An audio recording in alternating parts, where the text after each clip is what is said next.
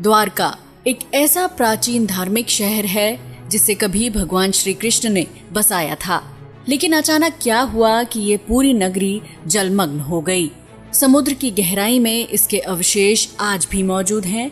तो चलिए जानते हैं द्वारका नगरी का ऐतिहासिक रहस्य क्या है।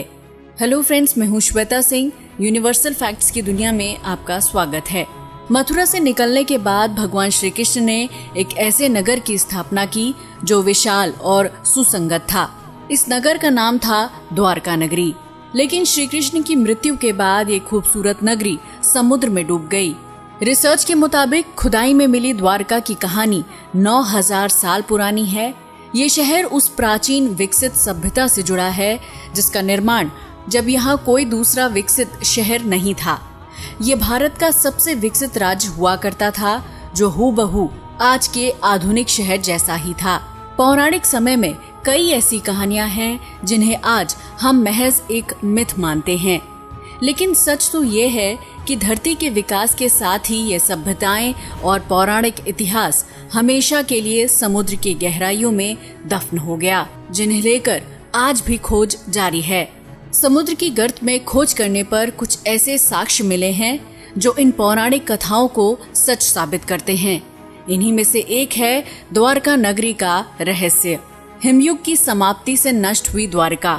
कहते हैं कि 9000 साल पहले हिमयुग की समाप्ति हुई, जिसके बाद समुद्र का जलस्तर इस कदर बढ़ गया कि कई विकसित शहर समुद्र में समा गए। इन्हीं में से एक तटवर्ती नगर द्वारका भी था।